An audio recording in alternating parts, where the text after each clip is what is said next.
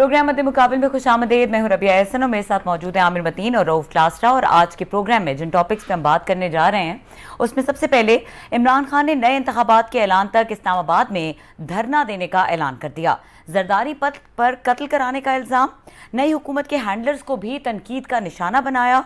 जान की परवाह नहीं, किसी सूरत पीछे नहीं हटूंगा, इमरान खान ने अटक जलसे में वाजे कर दिया। मार्च में सरकारी मुलाजमीन, फौजी खानदानों को भी शामिल होने की दावत दे दी। इसके अलावा बात करेंगे आर्मी चीफ का ओहदा ज़ेरे बहस ना लाया जाए, ये किसी के मफाद में नहीं, DGISPR ने खबरदार कर दिया। इलेक्शन के लिए फौज को पुकारने वालों को भी जवाब दे दिया। कोर कमांडर पेशावर से मुताल्लिक बयान नामुनासिब करार। इसके अलावा बात करेंगे FIA ने शहबाज शरीफ हमजा शहबाज केस की पैरवी से माजरत कर ली, मनी लॉन्ड्रिंग केस वापस नहीं लिया गया। दूसरी जानिब FIA ने वजाहत जारी कर दी, चलने वाली खबरों को जाली करार दे दिया। कोई कार्रवाई नहीं रोकी जा रही, 14 मई को केस की समाअत होगी, FIA ने बता दिया। ये 3 अहम मौज़ूआत हैं जिसके ऊपर हम आज बात करने की कोशिश करेंगे। सबसे पहले आमिर साहब, ये अभी एक अटक में जलसा हुआ और जिस तरह से आप हर दफ़ा कहते हैं कि कंटेंट इस दफ़ा ज़्यादा मैटर कर रहा है कि क्या कहते हैं इमरान खान, और फिर उससे जो सियासी हालात हैं वो अपनी पेस डिसाइड करेंगे। तो आज उनकी तकरीर में आपको क्या लगता है, क्या एक इम्पॉर्टेंट मैसेज था जो पिछले जलसों में नहीं था? दाद देनी पड़ती है इमरान खान को और दाद देनी पड़ती है उनके वर्कर्स के जज्बे को कि एक ही तकरीर वो अगेन एंड अगेन सुनी जाते हैं और इस वालिहाना अकीदत के साथ सुनते हैं कि इंसान हमारे क्या करें, हमारी प्रॉब्लम है कि हमने ये प्रोग्राम करना होता है और लेटेस्ट सबसे बड़ी खबर ये है कि इमरान खान का जलसा है। अब इंतज़ार करना पड़ता है, घंटा का पूरी उनकी तकरीर सुननी पड़ती है और बीच में से एंगल ढूंढना होता है कि आज क्या नई बात थी, और घंटे बाद फिर हम सारे एक दूसरे से पूछ रहे होते हैं कि क्या बात आज की। तो बस घूम फिर के कंटेंट का यही एक चीज़ रह गई है कि आज फ़ौज के मुतल्लिक या एस्टेब्लिशमेंट के मुतल्लिक क्या किया। तो अब JLM के जलसे के बाद से एक तब्दीली नज़र आई है कि इमरान खान खुद नहीं, हैंडलर वैंडलर की ज़रूर बात करते हैं कि हैंडलर्स यहाँ पे थे। अब हैंडलर ये इस तरह के इश्तिहारे जो है ना उसका कुछ भी मतलब हो सकता है, ये पकड़े नहीं जा सकते हैंडलर्स के अटैक डायरेक्ट किस्म का हो। तो JLM में फवाद चौधरी साहब के ज़रिए कहलवा दिया गया कि जनाब अंपायर जो है ना वो न्यूट्रल नहीं रह सकते और इस्टेब्लिशमेंट को ये करवाना पड़ेंगे, इलेक्शन की नजात है और इलेक्शन करवाना पड़ेंगे, न्यूट्रल नहीं रहा जा सकता। और आज जो है शेख रशीद साहब ने वो रोल अदा किया है। उन्होंने कहा जनाब ये जो है ना मोरलेस, ये उन्होंने कहा कि ये लातों के भूत जो है ना बातों से नहीं टलेंगे, ये धरना ही इलाज है, धरना इस्लामाबाद में आएगा, बंदे लाखों का मजमा आएगा तो ही मसले का हल नहीं निकलेगा, वरना ये नहीं निकलेगा।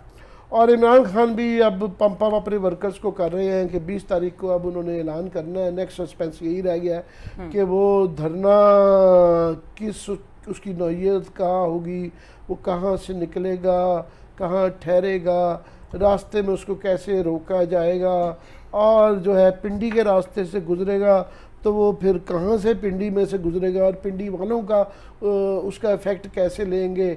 और पिछले जो धरना था 2014 का क्रेडिट देना पड़ता है उस वक्त की नून लीग की हैंडलिंग को कि इन्होंने इतना सब्र के साथ उसको सारा बर्दाश्त किया कि वो 6 महीने फिजल आउट कर गया। मगर इस दफ़ा जो है ना राना सनाउल्लाह साहब जो है वो भी एक माचो आदमी है, वो मुझको को ताव दे के जो ये कह रहे हैं ना कि जनाब मैं 20 बंदे भी मैं चाहूँ तो एंटर नहीं होऊंगा। ऑफ कोर्स ये एक आपने पोस्टरिंग भी करनी होती है, डराना भी होता है, मगर उनसे ये बाइद नहीं है कि वो एक्चुअली भी ये कर गुजरे, क्योंकि शहबाज शरीफ साहब पे उन पे मॉडल टाउन का वो सारा जो वाक़या है वो खून उन पे ऊपर आज भी है, तो उनका एक माजी है। तो ये पता नहीं है कि ये क्या 20 तारीख को ऐलान करेंगे और उसके बाद उसकी क्या सूरत हाल होगी। तो ये होगा पहली बात। दूसरी कि ISPR ने आज जो है दोबारा बड़ी सख्त कहा है कि जनाब ये फ़ौज के मतलब कोई बात ना करें। ISPR से गवर्नमेंट हैंडल नहीं हो रही, तो इमरान खान जब कुछ कहेंगे जो कि वो अगर उनको मौका अपनी मर्ज़ी का रिज़ल्ट नहीं निकला तो इस बात की कभी इम्कान है कि वो सख्त बातें करेंगे। तो गवर्नमेंट का काम होता है, जो गवर्नमेंट में लोग होते हैं या गवर्नमेंट की शराकत बाजी जिनकी होती है वो डिफेंड करते हैं इस्टेब्लिशमेंट को। जब वो मरियम बीबी की तरफ से खुद अटैक आ रहे हैं, तो आसिफ जरदारी साहब की तरफ से अटैक आ रहे हैं, तो फिर वो पता नहीं आता उनको, ISPR को भी नहीं समझ आता कि किससे लड़ें, किससे ना लड़ें, किसको रोकें, कैसे रोकें। ये एक इशू बहुत बड़ा आ गया है। दूसरा ये है कि ये सारा कुछ जो ये जलसे और तकारीर हो रही हैं, ये इसके अंदर ऑप्टिक्स जो आ रहे हैं ना, वो कोई गवर्नमेंट के इतने अच्छे नहीं आ रहे। कि लंदन के अंदर आप देखें, एक जो है ना मफरूर पैट्रियार्क के आगे प्राइम मिनिस्टर, बहरहाल प्राइम मिनिस्टर का एक ऑफिस होता है, ये नहीं कर सकते कि आप कैबिनेट को उठा के ले जाके वहाँ पे फैसले हो के लंदन में बैठे हुए। ये एक बिल्कुल एक थोड़ा सा उसका एक तकद्दुस होता है office of the prime minister का, ये बिल्कुल। अब वहाँ पे दो प्राइम मिनिस्टर हैं, दो फाइनेंस मिनिस्टर हैं, कि ये मुल्क की इस वक्त सूरत हाल ये है कि बहुत गंभीर है। इस तरह की बातें हो रही हैं कि जनाब बैंकरप्सी खुदा न खास्ता ना हो जाए, श्रीलंका ना बन जाए, डॉलर जो है वो 192 195 तक जा रहा है, और ये बातें की जा रही हैं कि 200 बिलियन तक, 200 रुपये तक जो है ना डॉलर चला जाएगा, और 3-4 किस्म के डेफिसिट्स की बातें हो रही हैं, बड़ी संगीन है। और वहाँ पे लड़ाई चल रही है मिफ्ता साहब की और डार साहब की। डार साहब ने बीच में टांग अड़ाई भी है कि आप रीनेगोशिएट करें। IMF क्लियरली कह चुका है कि जनाब नहीं, रीनेगोशिएट नहीं, पहले आपको हाँ करनी पड़ेगी, और हाँ करने के बाद ये पेट्रोल और बिजली के पैसे बढ़ाने पड़ेंगे। तो ये बड़े फैसले हैं जो कि गवर्नमेंट को लेने हैं। और in the mean time Lahore और कराची में भी लड़ाइयाँ जारी हैं।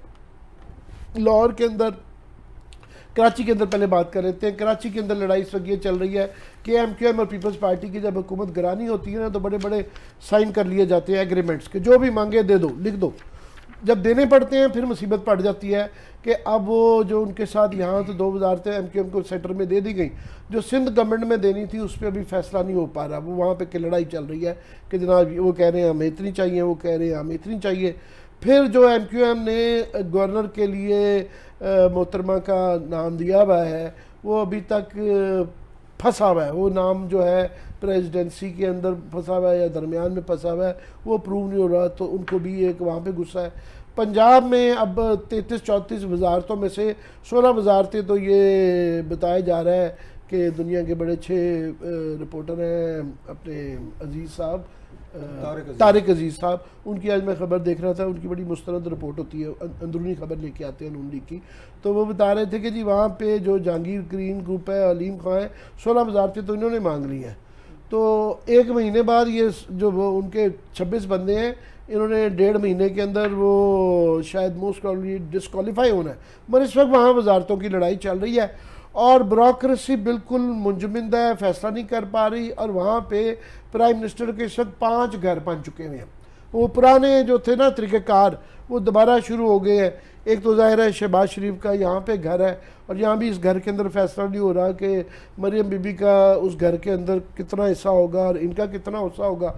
फिर मैं अभी लाहौर से होके आ रहा था, तो मॉडल टाउन में दोबारा रौनकें लग गई हैं। वो जो पहले इनसे कब्जे छुड़ाए गए थे, इर्द गिर्द की तमाम सड़कें पुलिस ही पुलिस, और पार्क जो है वो सब गाड़ियों से भरे गए हुए हैं। फिर ड्राइविड का हाउस वो डिक्लेयर कर दिया गया, PM हाउस भी है, सेम हाउस भी है। फिर रमज़ा साहब का अपना घर है, फिर उनका जो क्लब रोड के ऊपर जो घर और ऑफिस है वो वाला मौजूद है।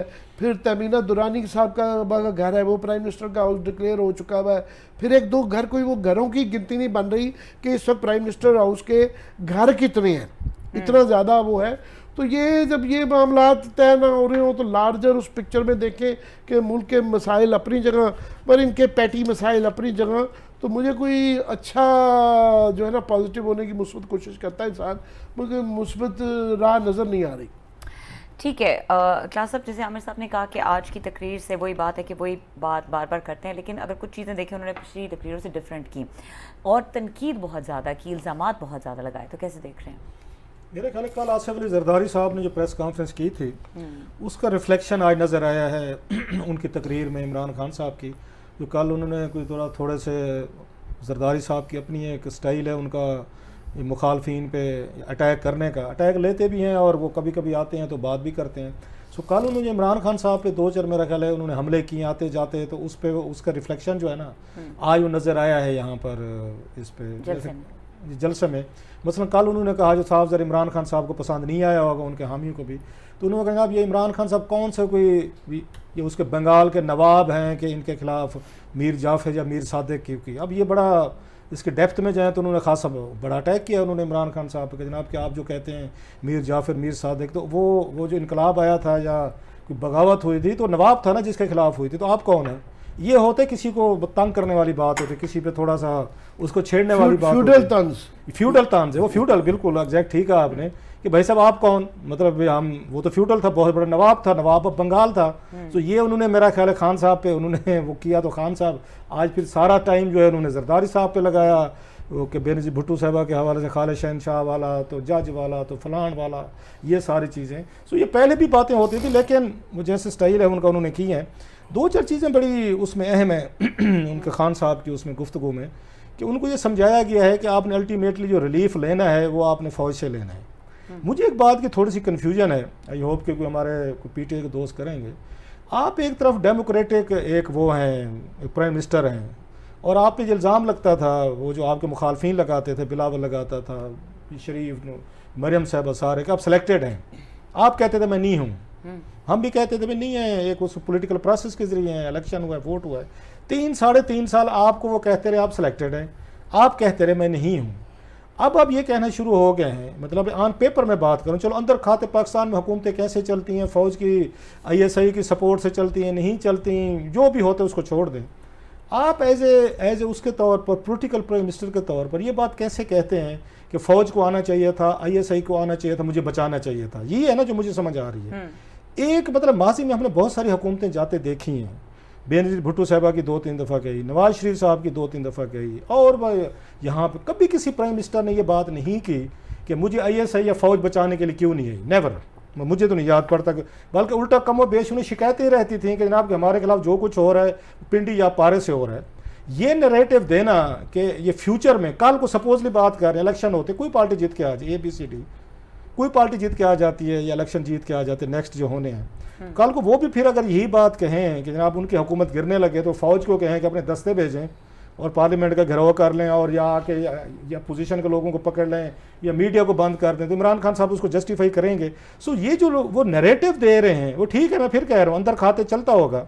ये जब पब्लिकली आप ये कह रहे हैं कि कोई हुकूमत होगी उसको बचाना वो ISI का काम है या फ़ौज का काम है, मेरा ख्याल है खान साहब जो हैं थोड़ा सा तमाम पहले भी बहुत सारी चीज़ों पे यकीन नहीं अगर उस पर रख रहे, कायदा कानून इंस्टीट्यूशन ये वो, जैसे कल आमिर भाई बता रहे थे, इलेक्शन कमीशन कैसे फैसला करे जनाब कि आपके 20 लोगों को डिस्क्वालीफाई करें जब तक वो कोई ना कोई एक्ट ना करें। आम आदमी समझ रहा है, वो कहते हैं हम नहीं मानते, हलफ दिलवाना था, उन्होंने कहा जी हम नहीं दिलवाते, वो आपके सामने रोला पड़ा हुआ है। अब ये नया नैरेटिव आ रहा है, तो फिर तो इसका मतलब ये है कि आप फ़ौज को अंदर लाना चाहते हैं, जिस चीज़ के खिलाफ हमेशा रजिस्ट आप भी करते रहे, खान साहब भी माजी में रजिस्ट करते रहे कि फ़ौज का काम जो है वो अंदर आना नहीं है, फ़ौज बाहर बैठे। अच्छा, फ़ौज इस वक्त ये कोशिश कर रही है कि हमने पॉलिटिकल नहीं होना, बड़ी मज़े की लड़ाई चल रही है, मुझे दैट्स वेरी इंटरेस्टिंग। फ़ौज कह रही है कि हमारा कोई काम नहीं, आज वो उस पर हम बात करेंगे आगे, जो उनका प्रेस रिलीज आया है ISPR का, वो हाथ बांध बैठे हैं, माफ़ी होगी, गलती हो गई, हमें माफ़ कर दें, आप आपस में जो भी कोई बांटना बूटना देख शेख पकी हुई है ना, आपस में बांटे, हमें दरमियान में न लाएं। खान साहब कहते हैं नहीं, आपको दरमियान में आना पड़ेगा। So it has become a very difficult situation, एक प्रॉब्लमेटिक सिचुएशन है। खान साहब का बार बार ये कहना, अच्छा कि फ़ौज मेरी मदद को नहीं आई, ये कभी खुद भी बंदा मानता होता, मतलब मैंने कोई बहुत सारी गलतियाँ की होंगी, मैं नहीं मानूंगा गलतियाँ, ये इंसान का मिजाज होता है। वो खान साहब खुद भी सोचते हैं कि 3.5 साल में कुछ उनसे भी ब्लंडर्स हुए हैं, उनसे भी गलतियां हुई हैं, आपने इनको कंट्रोल में रखना, अपने अलाइज को, अलाइज थे ना आपके साथ, बेसिकली आपके कोई उसमें वो लोग तो नहीं थे, उन्होंने वोट तो नहीं डाला, वो जो भी थे वो उनके मुरफीन कहें, लोटा कहें, जो भी कहें, उन्होंने तो वोट नहीं डाला आपके खिलाफ, एलाइज टूटे। आप ये बताएं 3.5 साल के साथ आप अलाइज के साथ बैठे हुए थे, MNS के साथ बैठे हुए थे, दीगर, आप अपनी पार्टी को मुत्तहद क्यों नहीं रख सके, आप अपनी पार्टी को लॉयलिस्ट क्यों नहीं बना सके, आप उनको विन ओवर क्यों नहीं कर सके? आप तो किसी सीधे हाथ मतलब ये सलाम भी नहीं देते थे, आपसे मिलना चाहते थे, आप मुलाकात का टाइम नहीं देते थे। सो खान साहब के जो अपने पॉलिटिकल ब्लंडर्स हैं, जो अपने उनकी गलतियां, आपने इतना अंदर ले आए थे फ़ौज को मतलब मुलाकातें करनी है, ये बहुत सारी मुलाकात इमरान खान साहब का था ना, कसूर था कि आप कैसे अपने आर्मी चीफ को या DGISI को कह रहे हैं कि जी आप जाएं और इन अपोजिशन के लीडरों से मुलाकातें करें, आपने ये GB वाला वो लेके आना है, बिल लेके आना है, आपने वहाँ FTF लेके आना है। मतलब बिलिंग कराने के लिए, यहाँ वोटिंग करवाने के लिए, वोटिंग कराने के लिए, हाउस का कोरम पूरा कराने के लिए, सेनेट में वहाँ से बिल पास कराने के लिए, जॉइंट सेशन कराने के लिए इमरान खान साहब को वोट ऑफ कॉन्फिडेंस पिछले साल जो गिलानी साहब के इलेक्शन के बाद इन्होंने लिया था, सारे काम फौज से करवा रहे थे। तो फिर एक और काम करें, जैसे ओवरसीज पाकिस्तानियों को वो रख रहे हैं ना, सीटें रख रहे हैं, सुना है कि 8-10 सीटें, फिर 8-10 सीटें उनकी भी रख लें यहाँ पे, ताकि आपको बुरे वक्त पे रेस्क्यू किया जाए। सो आप एक पॉलिटिकल प्राइम मिनिस्टर थे, आप अपने उस DGISI को, आर्मी चीफ को, आप वहाँ पे आके भुट्टो साहब से मुलाकातें हो रही हैं, बिलावल से भी मुलाकातें हो रही हैं, जरदारी से भी हो रही हैं, ख्वाजा आसिफ से भी हो रही हैं, शहबाज शरीफ से भी हो रही हैं, मौलाना फजल रहमान से भी हो रही हैं, और इमरान खान साहब के नॉलेज के साथ हो रही हैं। वो इनको ब्रीफिंग दे रहे हैं, ये FTF पे, यहाँ पे उसके ISI के मैस में ये उनकी जो है इनकी खुफिया मुलाकातें होती रही हैं, और इमरान खान साहब के नॉलेज में था, TV पे भी कहा। तो भाई साहब, जब आप अपने कमांडर्स को खुद कहेंगे कि जाएं और उन्हें फलां बिलिंग पे राज़ी करें, वोट पे राज़ी करें, तो फिर आप आर्मी को एक पॉलिटिकल फोर्स के तौर पर यूज़ कर रहे हैं ना, जो कि उसका काम नहीं था। सो इमरान खान साहब को थोड़ा सा जो अपनी भी उनको हिट लेनी चाहिए कि 3.5 सालों में आप अपने अलाइज के साथ, मतलब चौधरी परवेज अली साहब ये मुंह पे बैठे हैं, वो क्या कहते थे कि उनके बारे में इमरान खान साहब क्या गुफ्तगू करते थे, जब माजी की नहीं गुफ्तगू कर रहा, जब अलाइज थे, मुने सिलाही ने TV पे कहा जी मेरे ये अगर मेरे बारे में शक्ल पे वो ये कमेंट करते हैं इमरान खान साहब कि मेरी उनको शक्ल पसंद नहीं है, TV पे उनका क्लिप है। ये चौधरी परवेज अली साहब ने हमें बताया हुआ है कि जनाब कि इमरान खान साहब मेरे बारे में क्या क्या गुफ्तगू करते हैं, कैसे करते हैं। सो अलाइज को कंट्रोल करना, हाउस को चलाना, अपनी हुकूमत को सिक्योर करना, अपनी लॉयल्टीज विन करना, ये आपका काम था। अब आप कह रहे नहीं ये फौज का काम था, ये ISI का काम था, वो करते। ये नया नैरेटिव है और बड़ा डेंजरस ये नैरेटिव है। कल को फिर नवाज शरीफ साहब अगर आ गए, बिलावल आ गया, मरियम आ गई, मौलाना आ गए, आप आ गए, कोई और आ गया, वो तो फिर इंस्टीट्यूशनलाइज करेंगे जी। कल को मेरे खिलाफ कोई तरीके एतमाद आने वाली है या मुझे कोई खतरा है तो फौज है, दस्ते लेके आए और मुझे बचाए। At least I don't agree with this narration. मुखालफों पे अटैक ज़रूर करें, लेकिन आर्मी को अगर आप एक पॉलिटिकल फोर्स के तौर पर इस्तेमाल करना चाहते हैं तो मेरा ख्याल आर्मी के लिए भी ठीक नहीं है, ISI के लिए भी ठीक नहीं है। खान साहब वक्ती तौर पर इस पर वो आके माइलेज लेना चाहते हैं, ले जाएं, लेकिन लॉन्ग टर्म ये पॉलिटिशियंस के लिए, डेमोक्रेसी के लिए, किसी के लिए ठीक नहीं है ये। ठीक है, ब्रेक का वक्त हो रहा है और ब्रेक के बाद बात करेंगे DG ISPR के प्रेस रिलीज के हवाले से, उन्होंने क्या कहा है। हमारे साथ रहिएगा।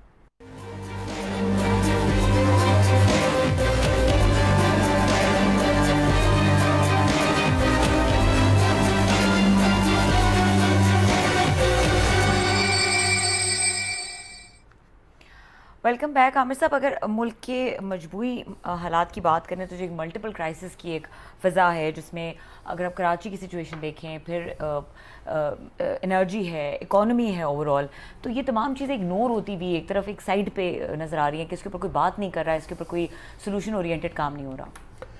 वो इसमें तो अब कोई बहस ही नहीं रह गई कि उनके अपने लोग ये मान रहे हैं कि जनाब ये उन्होंने गले में अपने ये फंदा डाल लिया है। ये जो मुल्क के पाकिस्तान के जो मसाइल हैं ये कोई हफ्तों और दिनों के मसाइल नहीं हैं। ये एनर्जी के मसाइल और एडमिनिस्ट्रेशन के मसाइल, जुडिशरी से रिफॉर्म से मसाइल, ये महीनों सालों की बात है। 3.5-4 साल में और 15-20 साल में नहीं हो सके तो इन्होंने फ़ौरन किया। मगर अभी फ़िलहाल एक क्राइसिस है, इकोनॉमिक क्राइसिस सबसे बड़ा है कि उसको कैसे डील करना है, और उसमें ये सारी चीज़ें कंपाउंड कर जाती हैं। कराची में इस वक्त इशू ये है कि MQM पहले ही बहुत डेस्परेट थी और कराची से उनको PTI ने फारग कर दिया था, और अब जो है उन्होंने डील जो पीपल्स पार्टी से की है तो उनका सिंध के अंदर पीपल्स पार्टी के लिए भी मुश्किल है। दे आर वेरी, वो जो कहते हैं ना, अनईजी या स्ट्रेंज बेड फेलोज़, कि इनकी 40-50 साल से वहाँ पे दही सिंध को पीपल्स पार्टी रिप्रेजेंट करती है और अर्बन को एरियाज़ को MQM करती है। अब दोनों कोलिशन पार्टनर जो हैं पहले माजी में भी बनते रहे हैं मगर हमेशा मुश्किलात रही हैं। अभी उन्होंने जाने से पहले ये इंप्रेशन दिया कि हम कोई वजारतों के लिए इसके लिए नहीं जा रहे, हालांकि लंबी लिस्ट है डिमांड्स की और वजारतों की भी, मगर हम लोगों के हकूक़ और आम आदमी के कराची के मसाइल हल करने के लिए एक लंबी लिस्ट है। जो कि पीपल्स पार्टी पूरी कर ही नहीं सकती। फॉर एग्ज़ाम्पल उसके अंदर ये मसाइल हैं कि जी मुकदमात ख़त्म किए जाएँ, हमें MQM के दफातर वापस दिए जाएँ, वो सारी चीज़ें इस्टेब्लिशमेंट से रिलेटेड है और वो पीपल्स पार्टी के हाथ में है ही नहीं है। मगर उस वक्त एग्रीमेंट जो किए गए एक पीपल्स पार्टी के साथ MQM का था, एक MQM का नून लीग के साथ था, तो वो सब कुछ हाँ कर ली गई क्योंकि वो मंजूर था। अभी ये है कि वो उनकी मेजर वजारतों के भी फैसले नहीं हो रहे और नसरीन जलील जिनको वो सिंध का गवर्नर बनाना चाह रहे हैं उस पर ऑब्जेक्शन सिर्फ मेरा ख्याल सदर साहब की नहीं है और भी MQM के माजी के हवाले से नसरीन बीबी के वो क्वेश्चंस रेज किए जा रहे हैं। भाई आपने पहले नहीं था मानना, आपने क्यों हाँ की। और दूसरा जो उनके मसाइल हैं जो वर्कर्स को अपने की तसल्ली करने के लिए अपना वोट बैंक दोबारा विन ओवर करने के लिए हैं, वो तो बिल्कुल ही पूरे नहीं पाएंगे। तो वो इसलिए वहाँ पे भी एक कराची के अंदर भी एक ये वाली सिचुएशन है। प्लस एनर्जी का आ जाता है। एनर्जी में मैं खबर देता जाऊँ आपको कि ये आइंदा आने वाले दिनों में अभी क्योंकि हमने चाइनीज़ को कोई 2000 मेगावाट के पैसे ही नहीं दिए, पैसे थे ही नहीं, तो पहली दफ़ा हुआ है कि जब से CPEC शुरू हुआ है कि उन्होंने भी इनकार कर दिया है कि जनाब उनके वो कारखाने बंद हैं बिजली बनाने के, जो उन्होंने बड़ा पाकिस्तान को फेवर किया था, पर उनको कोई इतने अरसे के वो बिल इतना ज़्यादा फंस गया है कि उन्होंने कहा जनाब हम इससे अपनी जेब से नहीं लगा सकते, वो कारखाने बंद हैं। तो वो मसला बिजली का बढ़ेगा, बिजली के नर्ख भी बढ़ेंगे, फिर ये 57 पर पैसा पर यूनिट बढ़ गया मगर इससे ज़्यादा ही बढ़ेंगे। मगर उसी चक्कर में जब क्राइसिस क्रिएट किया जाता है तो लोग पैसा बनाते हैं। खबर ये है कि पहले PTI अपने दौर में ये बड़ा ये नून लीग वाले शोर मचाते रहे कि जनाब ये जो क्लास साहब और मैं बड़ा शोर मचाते रहे कि ये जनाब पहला टर्मिनल सेकंड टर्मिनल ये कैपेसिटी पेमेंट, मतलब ये कि आप चलें या ना चलें, लें या ना लें, आपको इतने $1000 जो है ना रोज़ाना के वो मिलने हैं। $5 लाख मुझे तो अब कह के जो है ना अब वो हो गए, आज भी मिल रहे हैं, वो मिल रहे हैं। अब उसके अलावा इतने महंगे गवर्नमेंट ने इस तरह की डील के बाद ये वाले 2 कारखाने लगाए गए, 2 टर्मिनल लगाए गए, उसकी एक एक्स्ट्रा कैपेसिटी भी है 600 MMCDF जो है ना कि वो बिजली की इस वक्त कम जितनी ज़्यादा LNG आएगी उतनी ज़्यादा बिजली मिलेगी। अभी भी LNG जो है बहुत महंगी है, मगर फर्नेस ऑयल से अभी भी सस्ती है। मगर बिजली होना बड़ा ज़रूरी है, 11-11 12-12 घंटे की, जिसकी वजह से कारखाने भी बंद हैं, लोग भी तंग हैं, आपकी ज़राअत को भी इफ़ेक्ट कर रहा है, वो नहीं है। अब वो दी जा रही है कि टर्मिनल वालों की याशी हो गई है, एंग्रो वालों की भी याशी हो गई है, सेकंड टर्मिनल वालों की भी याशी हो गई है, उनको चुप करके उन्होंने इजाज़त दे दी है कि जनाब आप प्राइवेट सेक्टर में ना आप डायरेक्टली इंपोर्ट करें। ओ भाई आपको पता है कि शॉर्टेज है, आपको पता है कि ये कारखाने जो हैं आपने अपने पल्ले से दिए बुरे, आप गवर्नमेंट पहले 100% डिमांड खुद इस्तेमाल करे, कानून के अंदर लिखा हुआ है, एग्रीमेंट के अंदर लिखा हुआ है कि गवर्नमेंट पहले खुद इस्तेमाल करेगी और फिर उसके बाद है, पर अभी वो चुप करके उनको दे दी गई है। सो इस क्राइसिस के अंदर भी लोग बाज नहीं आते, यहाँ पे वही खाते जो कि पिछली नून लीग के अंदर भी खाते एनर्जी के अंदर चलते रहे, PTI गवर्नमेंट के अंदर भी चलते रहे, कुछ कॉम्प्लिसिटी कुछ नलायकी मिला जुला के वही लोग नदीम बाबर जैसे और बेताशा लोग खाते लंबे करोड़ों अरबों रुपए के ना खाबे खाते रहे। अब दोबारा वो वाला सिलसिला खुल गया है। तो ये एक मल्टीपल क्राइसिस है कि ये इस तरह की सूरत में मुझे जो है ना नहीं लगता कि ये चीज़ें खुल के आम आएंगी, मसाइल हल नहीं होंगे। जी क्लास साहब इसी चीज़ पे कैसे कमेंट करेंगे, ख़ास तौर पे ये जो एनर्जी वाली सिचुएशन है और जिस तरीके से ये आगे की तरफ जा रही है, आपको लगता है कोई सोल्यूशन निकल रहा है? एनर्जी की आमिर भाई ने अभी बात की, अब तो हम गुफ्तगू कर के ना थक गए हैं, ना आवाम पे असर होता है, अब हम पे भी असर नहीं होता, खबरें स्कैंडल स्टोरीज रह नहीं गई। ये दाद तो देना रोलिंग लीड को, उन्होंने हमें थका दिया है। वो सिख मुझे याद आ गया, सरदार साहब, सॉरी मैं सिख कह गया, एक सरदार साहब याद आ गया जिनके सर में जूम पड़ गई थी, तो उन्होंने यहाँ से पकड़े, इधर से पकड़े, यहाँ पर लेके और फिर वापस जाए, वो फिर पकड़ के ले आए, फिर वापस। तो किसी ने कहा सरदार साहब ये क्या कर रहे हैं? उन्होंने कहा जनाब इन्होंने दौड़ा के मारना है। ये हमारा हिसाब वही कर दिया ब्यूरोक्रेसी और रूलिंग लीड ने, उन्हें कहा सी सहाफियों को दौड़ा के मारने, तो इन्होंने असी इतने आके बिल्कुल बस जन कर देने कि स्कैंडल के ना तो आगे हाथ बांध देने के भाई साहब हम नहीं करने वाले, आपकी बड़ी मेहरबानी। इतने कंप्रोमाइज्ड किस्म के यहाँ पे चीज़ें हुई हैं, NROs दिए गए हैं, सेटलमेंट हुई हैं, कोई पूरी ब्यूरोक्रेटिक या साथ में आपकी रूलिंग लीड मिल के किया है। अब इन्होंने बात की इजाज़त दी, इजाज़त के पीछे क्या कहानी है, ये कॉमन सेंस की हमने स्टोरीज की हुई है। ये दोनों टर्मिनल जो है ये शायद खकान अब्बासी साहब ने दिए थे जब ये वहाँ पे वो एनर्जी मिनिस्टर थे। इन्होंने पहला एंग्रो को दिया था जिनके साथ डील की गई थी 15 साल के लिए कि आपको रोज़ाना 15 साल के लिए आपको हम यहाँ पे $3 लाख आपको देंगे। और बाद में इन्होंने एक और ये था सेकंड टर्मिनल इकबाल जड अहमद के साथ 2-4 पार्टीज थी, उनको दिया कि $2,24,000 आपको देंगे रोज़ाना के 15 साल के लिए। अच्छा इन्वेस्टमेंट कितनी थी, $130 मिलियन के अगेंस्ट 15 सालों में 1.5 बिलियन का प्रॉफिट।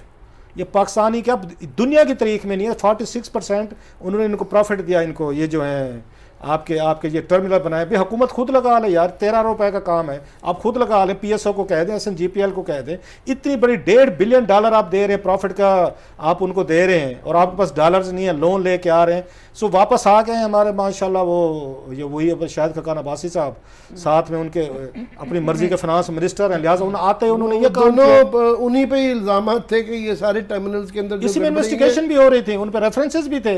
अब वो दोबारा आ गए, दोबारा बैठ के वहां से काम शुरू कर दिया, यहाँ पे होना चाहिए था। बाकी लूट लें जनाब, अब वो क्या लंका जो है ढानी है, श्रीलंका के हालात सरदारा हम यहाँ पे देख रहे हैं, सरदारा लूट ले तो कुछ रहने दें, कुछ थोड़ा सा जान इसमें सोसाइटी में रहने दें।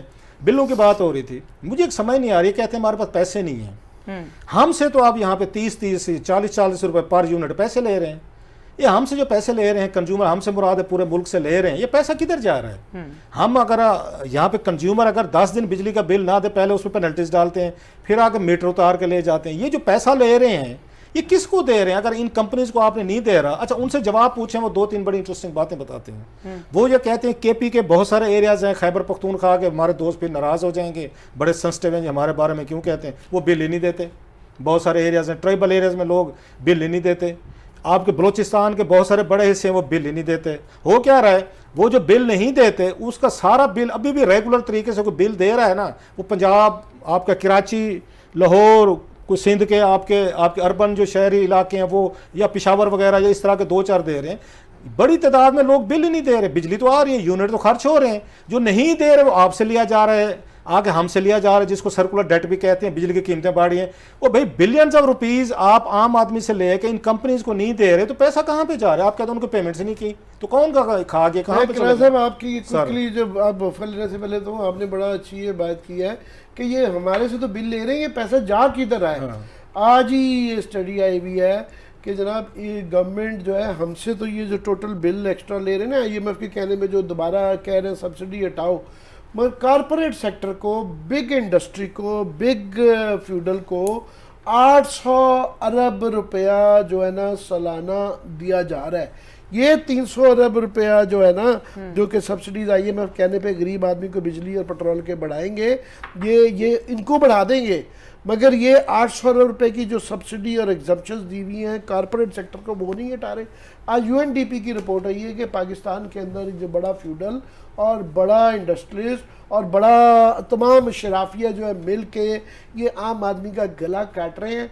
और ये इररिस्पेक्टिव ऑफ विच गवर्नमेंट, सारी गवर्नमेंटों के अंदर वही अशराफिया है। उन्होंने बाकायदा फिगर दिए हुए हैं कि इतने बिलियन डॉलर जो हैं, ये 5 से 7 बिलियन डॉलर जो हैं जनाब, ये सीधा सीधा ये खा जाते हैं मिनिमम, और $1-1 बिलियन के लिए हम IMF के तरले करते फिर रहे।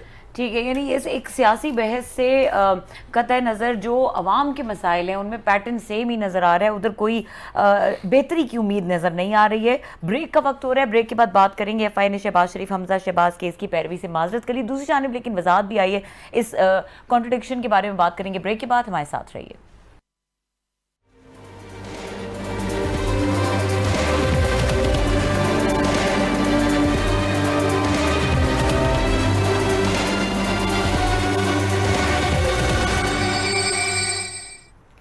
Welcome back. आमिर साहब, FI की बात करेंगे, उनकी जानिब से वजाहत जारी कर दी गई। उन्होंने कहा कि जी ऐसा कुछ भी नहीं हुआ, ये जाली खबरें, और 14 मई को केस की समाअत होगी।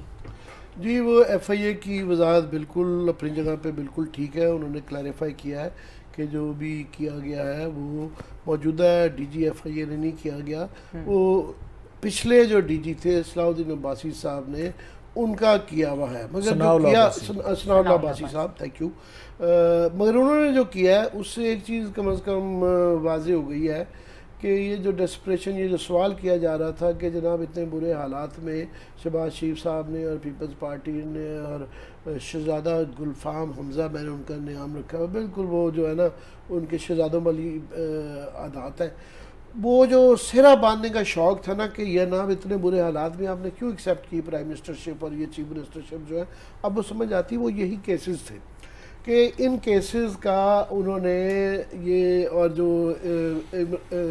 कासिम जरदारी साहब ने भी जो कल कहा है कि हम नैब की इस्लाहात करेंगे, अपोजिशन है नहीं है और नैब की इस्लाहात है, वो क्लास साहब की पॉइंट ठीक है, काफ़ी हद तक तो इमरान खान ने डिल्यूट कर दिया था, बाकी रही खैसर ये करेंगे, बंद कर दें ऐसा क्यों, जो हम भी थक गए हैं क्लास साहब, 50 की स्टोरी है तो मेरा हमारे पे तो हमारा ताना ही बन गया था जी आप करप्शन करते रहे, खुदा के लिए ये बंद कर दें, जगह इनको टूल ही बनाना है दूसरों को सज़ा देने के लिए, और अगर जुडिशरी के अंदर जान ही नहीं है इसको करने के लिए, ये केस इन पॉइंट है।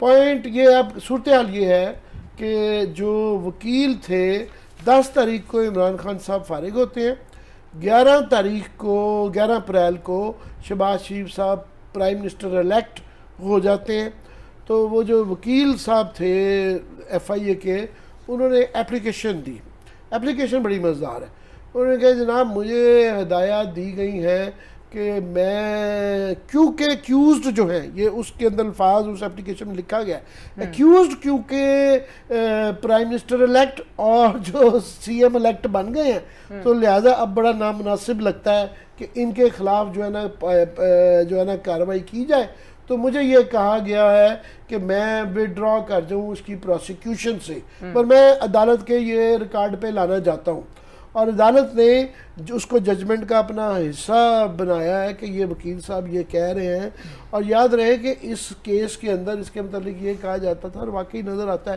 कि जो एक चपरासी साहब के नाम पे 4 अरब रुपये है और 14 अरब रुपये मुलाजमीन के नाम पे है, कि ये ओपन एंड शट केस था, मगर ड्रैग होता होता अब ये है। और फिर जो है इसके जो इन्वेस्टिगेटर थे डॉक्टर रिजवान साहब, जो बड़े मुश्तबा तरीके से मार दिए जाते हैं, जिसकी शायद कभी इन्वेस्टिगेशन हो, मगर वो भी एक इन्वेस्टिगेशन की ज़रूरत है। और उसके बाद जो ही आप सनाउल्लाह अब्बासी साहब का भी किरदार देखें, उन्होंने देखा कि मुझे DG लगाया गया था, तो एकदम से बाजी पलट गई है, और शहबाज शरीफ साहब अभी आए हैं, और आई एम श्योर शहबाज शरीफ साहब ने उनको नहीं कहा गया, मगर उनको खुद ही रात को सवकल आ गई कि जनाब ये तो अब नई गवर्नमेंट है, तो उन्होंने शायद विन ओवर करने के लिए या अपना रोल क्लियर करने के लिए फ़ौरन ये अगले दिन ही पेशी थी, 10 तारीख को हुआ, और वो खुद ब खुद उन्होंने प्रोसिक्यूटर को ये कहा कि आप इससे विड्रॉ कर लें, और प्रोसिक्यूटर ने लिखा हुआ है कि क्योंकि एक्यूज्ड CM बन गए हैं और PM बनने जा रहे हैं, तो लिहाजा हम इनके खिलाफ कार्रवाई करते हुए अच्छे नहीं लगते। और भाई क्यों उनका इसे, अब ये है कि 14 तारीख को, परसों जो है ना सैटरडे को फ़र्द जुर्म जो है ना आयद हो रही है, मोस्ट प्रॉब्ली, क्योंकि पेशी है, अदालत ने बुलाया हुआ है, और इंडाइटमेंट की उम्मीद की जा रही कि होगी। अब इंडाइटमेंट जब हो जाती है तो ये भी एक नई रवायत है कि एक होता है कि मुलजिम होना, एक होता है चार्ज शीट होना, ये एक नेक्स्ट स्टेप है कि बाकायदा फ़र्द जुर्म आयद होने जा रही है sitting prime minister and sitting chief minister के ऊपर, कि जनाब ये इनके ऊपर फ़र्द जुर्म उस वक्त लगती है जब एक रीज़नेबल मवाद आपके सामने, जज साहब के सामने हो कि जनाब ये वो केस नहीं है कि इसको हटाया जाए, इसके अंदर जान है। और उसके बाद अब क्या, इसके बाद प्रोसिक्यूशन ठीक है, मौजूदा DG साहब अभी तक उनका इसमें रोल नहीं है, मगर आपकी हमारी सबकी टेलीस्कोप तो लगी हुई है। अब ये आइंदा ज़रूर आने वाले दिनों में देखा जाएगा कि जनाब कौन सा वकील जाता है, किस तरीके से प्रोसिक्यूट करता है, और अदालत ने तो बड़ी दिलेरी के साथ फ़र्द जुर्म आयद कर दी है, मगर प्रोसिक्यूशन देखना है कि फर्दर उसको कैसे परसू करें। जी क्लास साहब, योर टेक ऑन दिस। 2-3 चीज़ें, मैं अभी आमिर भाई की गुफ्तगू बड़े गौर से सुन रहा था मैं, और सारा दिन मैं फॉलो भी करता रहा उन चीज़ों को। जो ये तस्वर दिया जा रहा था ना कि शायद FIA ने ये कहा है कि केस को सेटल कर लें या हम विड्रॉ कर लें या विड्रॉ कर रहे हैं, ऐसी चीज़ तो मुझे नज़र नहीं आई। वही प्रोसिक्यूटर का एक बयान है जो वहाँ पे दिया गया है जी कि मैं विड्रॉ कर रहा हूँ, मतलब ये है कि नया प्रोसिक्यूटर मेरी जगह लग सकता है। सो इट वाज, जो उसको क्लैरिफाई भी किया है FIA ने, जो मैं समझा वहाँ पे। सो ये मिसलीडिंग इसमें चीज़ है, टू बी फेयर उसका FIA को थोड़ा सा मेरा ख्याल हमें इसका क्रेडिट देना पड़ेगा कि FIA ने कहीं ये नहीं कहा कि केस हम क्लोज कर रहे हैं। फ़र्क है, जैसे नैब ने जाकर उस वक्त शर्त रखी थी क्योंकि लोगों की मेमोरी बड़ी वीक है ना, हम गजनी है ना माशाल्लाह, जैसे मैं कहता रहता हूँ। इमरान खान साहब के ने उस वक्त दौर में चौधरी परवेज़ इलाही साहब ने शर्त रखी थी कि अपने लाडले शहजाद अकबर को कहें, नैब जाके उसमें अदालत में नैब ने लिख के दिया था कि हम ये केस जो है परवेज़ इलाही साहब पे 20 सालों से चल रहा था, वो वापस करवाया था नैब ने। ये किसी को याद भी नहीं होगा। सो उन्होंने वापस करवाया था। नंबर 1, आसिफ अली जरदारी साहब आए थे, आपको याद होगा, उनके केसेस भी इसी तरीके से सेटल करवाए गए थे जब वो पावर में आए थे। ऐसे मुझे याद पड़ता है यहाँ पे इसके ये जो थे शहबाज शरीफ साहब जो हैं, इनको मैंने ये बात कही थी, मैं बार बार रिपीट करते हुए, I am sorry to say that, कि जनाब आपके खिलाफ तो केसेस हैं। जब पहली दफ़ा मुलाकात हुई थी, आप एक एज ए प्राइम मिनिस्टर के तौर पर आप कैसे लगे कि अदालतों में पेश होते हुए, चीज़ें करते हुए। दूसरा मेरा ख्याल है शहबाज शरीफ साहब को रूट लेना चाहिए जो यूसुफ रज़ा गिलानी साहब ने लिया था। बहुत सारे कम लोगों को याद होगा कि जब ये प्राइम मिनिस्टर बने थे, ये भी नैब के उस वक्त इनको सज़ा हुई थी, 7 साल या 8 साल इनको सज़ा हुई थी बाकायदा अदालत से। इनकी सज़ा को सस्पेंड करके या इनको उन्होंने आके ज़मानत दी हुई थी, ये ज़मानत पे थे। NRO आ गया था जनाब मुशर्रफ वाला, उस NRO से हज़ारों लोगों ने फ़ायदे उठाए। MQM का कुछ 7-8 हज़ार लोग उन्होंने फ़ायदे उठाए, बाकी पार्टीज ने। तो यूसुफ रज़ा गिलानी साहब को भी कहा गया कि आप भी ले लें, NRO से ले लें। उन्होंने NRO नहीं लिया था, उन्होंने अदालतों के ज़रिए केसेस को परसू किया था। ये बाकायदा उस रिकॉर्ड पे थी खबर ये। तो मेरा भी यही मशवरा है इनके लिए, शहबाज शरीफ साहब के लिए, जो आमिर ने कहा है कि जनाब के लोग आंखें लगा के बैठे हुए हैं, आप अपना केस अदालतों में लड़ें। FIA के ज़रिए, नैब के ज़रिए, जैसे इमरान खान साहब ने परवेज़ इलाही साहब का केस वो वापस करवा लिया था और बंद करवा लिया था, आप ये रूट ना लें।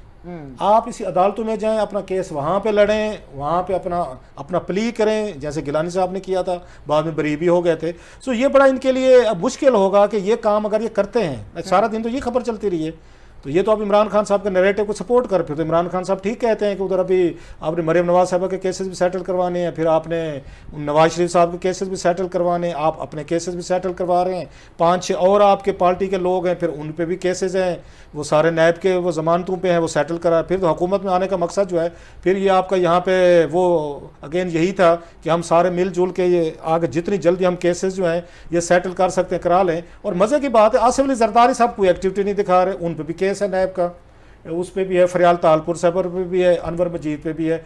उनका हम कहीं पे नहीं सुन रहे कि उनको नैब ने कहा हो या FIA का केस है वो भी कि जनाब कि आप जो है हमारा केस भी क्लोज करवाएं, या मेरा ख्याल ट्रांसफ़र कर दिया था शायद नैब को उन्होंने, FIA ने, ये जो 40 बिलियन वाला है। सो वो बड़े सिंपल अपने तरीके से चुप करके बैठे हुए। सो अगर शहबाज शरीफ साहब और ये शरीफ फैमिली इसलिए हुकूमत में आए हैं कि इन्होंने FIA के ज़रिए या नैब के ज़रिए अपने सब के केसेस सेटल करवाने हैं या इन्होंने विड्रॉ करवाने हैं, तो मेरा ख्याल है इमरान खान साहब का काम जो है ना, ये मज़ीद आके आसान कर रहे हैं, और ये हरगिज़ नहीं करना चाहिए। ये इनके लिए भी बुरी बात होगी, मुल्क के सिस्टम के लिए भी होगी, और मेरा ख्याल है ओवरऑल ये पॉलिटिक्स के लिए भी बड़ी गलत उस पर ट्रेडिशन होगी कि लोगों को क्या मैसेज दे रहे हैं कि जो रूलिंग एलीट है वो अपनी मर्जी के यहाँ पे प्रोसिक्यूटर लगवाती है, मर्जी के DG लगवाती है, और फिर कल को ये सारे केसेस जो है ना, फिर लोग ताने हमें देते हैं, वो जी आपने खबर दी थी, आपने स्टोरी दी थी, क्या बना। ये इसी तरीके से सेटल होते हैं।